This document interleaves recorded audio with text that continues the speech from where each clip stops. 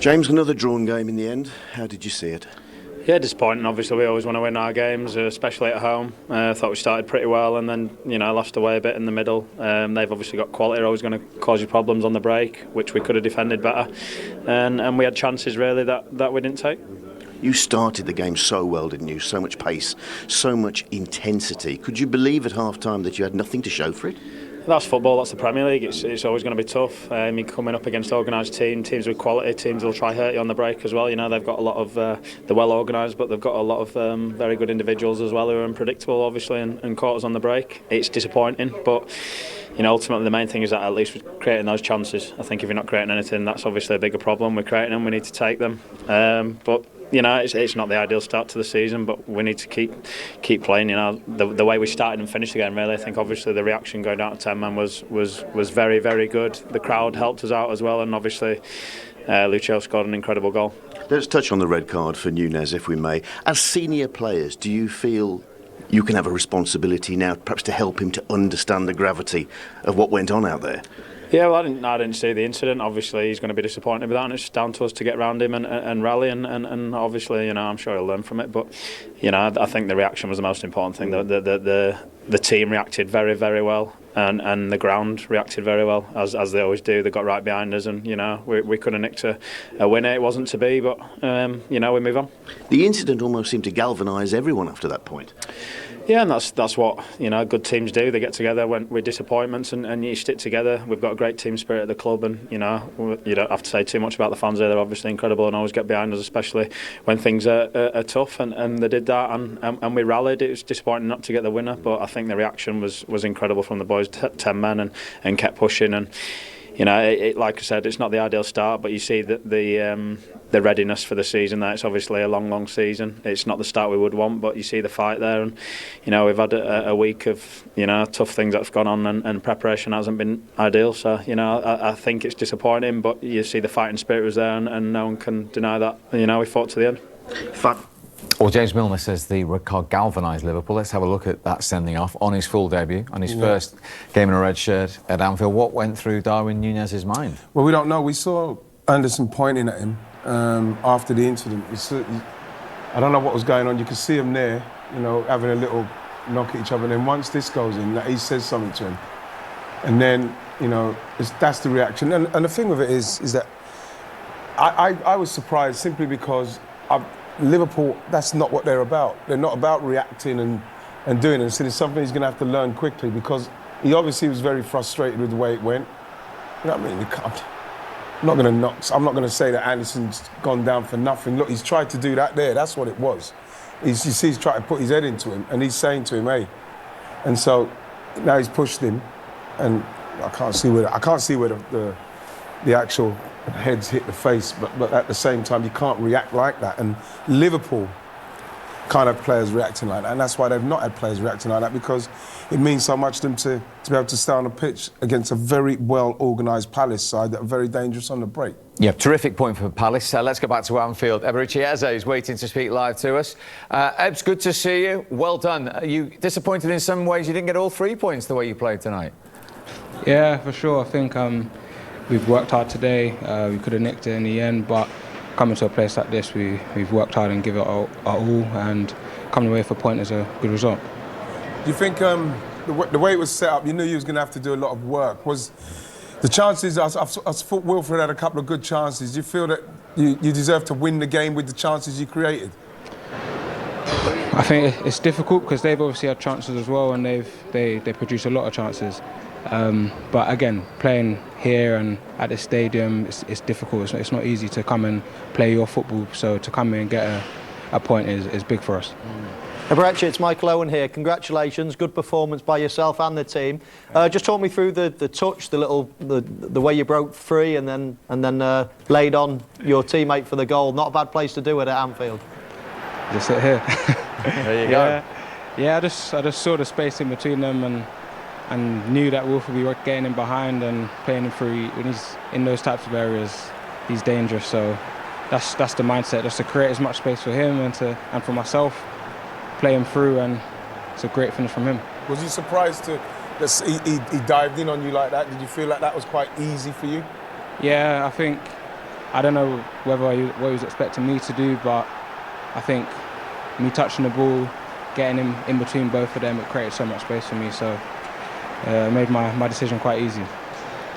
And the counter-act today, the counter-attacking player, I presume that was a tactic as well, playing against the high line of Liverpool. Yeah, 100%. They obviously play a high line, and the aim was to get on the ball and to beat a player, and that it open up the space, and in behind is going to be runners. So I think it worked well today for us. And just finally, Ebbs, what does it do for belief that you've gone to the team that had the best home record all of last season and put a performance in and get a result like that? Yeah, 100%. I think that's big for us. Again, going into any game now, we know that we can play against the best in the league, and that's a huge performance for us. Very well played tonight. Thanks for joining us. Thank you. Nice Appreciate it. Nice that is the Crystal Palace point of view. Now we can get the Liverpool one from their manager, Jurgen Klopp. Jurgen, a point apiece. Give us your thoughts on what you saw tonight. Really good start in the game, exactly what we wanted. A lot of football, the kind of football we wanted to play. A lot of desire. We wanted to put it right. All these kind of things was all there. Unlucky in situations. Of course, the game plan for Palace was obviously defending deep and then going for counter attacks. We gave him that.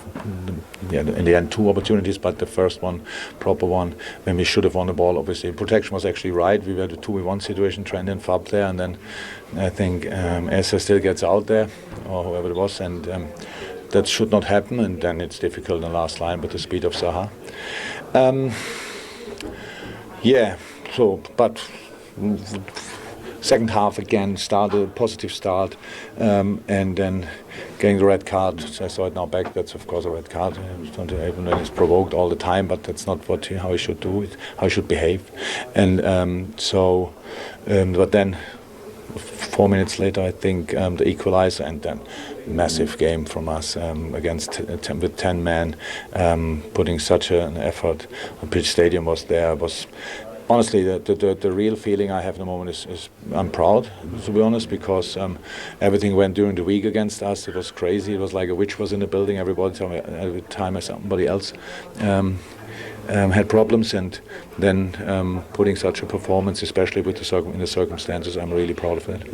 We'll come on to the red card in a moment. You were so dominant, however, in the first half. What was your message to the players at half-time? Was it just more of the same? Yes, but it was not the complete first half, at least as we saw it. It was like the first 35 minutes maybe, and then we started playing a little bit around. But that's actually when you play against a 5-4 and you play these passes into the half spaces, so then that makes no sense. There they have the better. The better chance to win the ball. They only have to clear it, and we have to control it. So we needed again more direction, get in behind this line of 5, and there we were really strong. And that's how then we could pick up second balls ourselves, and that's what was the message. The red card for Nunez in the second half. How much in the end did he let his teammates down?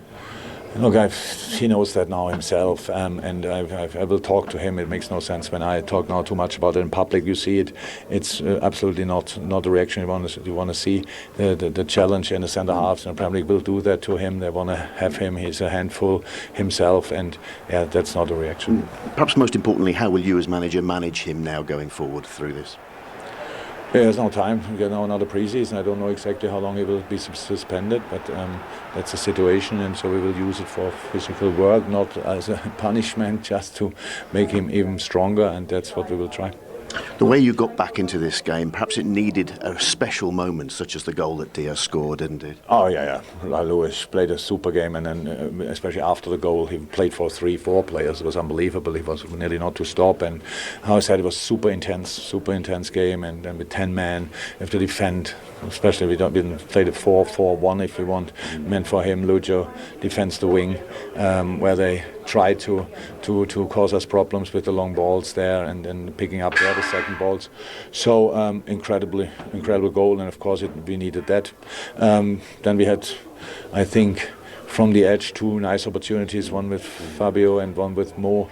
A bit unlucky there, but in the end it's a point that's not exactly what we wanted before the game, of course, but after this game, as all the things happened, we have to take it, and that's what we do. On the plus side, what do you think of the contribution of Javier tonight? Top game. I saw so many really good performances. It's a really tough game, and especially for a technical player like him, and constantly in these kind of tight spaces, freeing yourself and these kind of things. He did really well. How much of a concern is 2 points from 2 matches, especially given the way you performed tonight?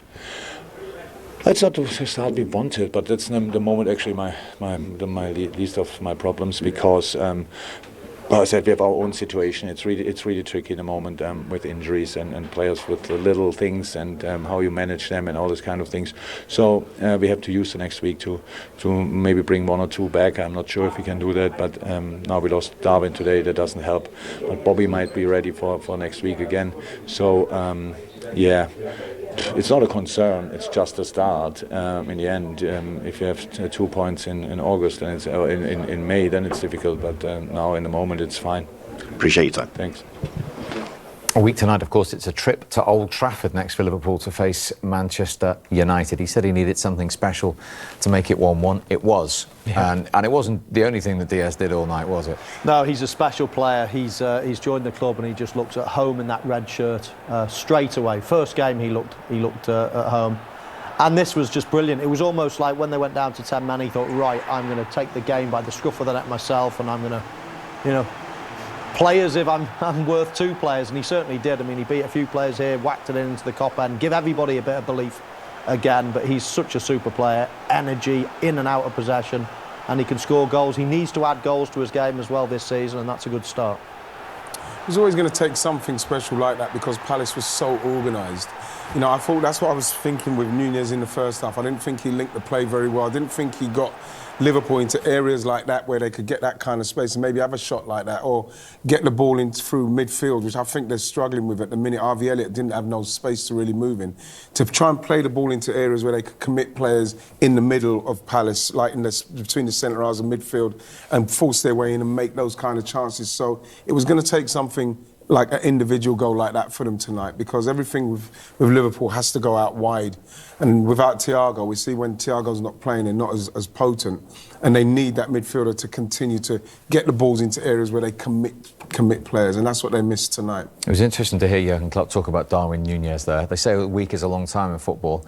He came off the bench and made an instant impact at Craven Cottage, as we talked about before the game. But then, let's be honest, all round, his full debut at Anfield tonight was something to forget, wasn't it? One to forget, Steve, definitely. His link-up play, as Wrighty touched on, was average. I think he was on his heels there. He's got to come and show for the ball. We know that he likes getting on the shoulder of the last man, and that's fine. But a lot of the time, when the ball's not ready to come in, you've still got to show yourself, and you've got to be you've got to have a contribution to the game, Wrighty. Well, the thing is, I think here, it's one of those, maybe you put off a little bit, but you've got to do better with that. This one, like you said, Mike, he's got to try and chest that and go towards the goal. He's got to open himself up. Again, with this one, he's kind of miskicked it for me there. He's tried to lay it back in. It's a little bit too hard. I think it was one of those days for him. And here you could see him. He's gone to force his head back into him. He's getting frustrated. Like the manager said, he's getting provoked. For me, there you just can't do that. Whatever we think of Anderson's reaction there, you can't see any real contact. But it's an aggressive kind of manner he's showing, and you just can't do that there.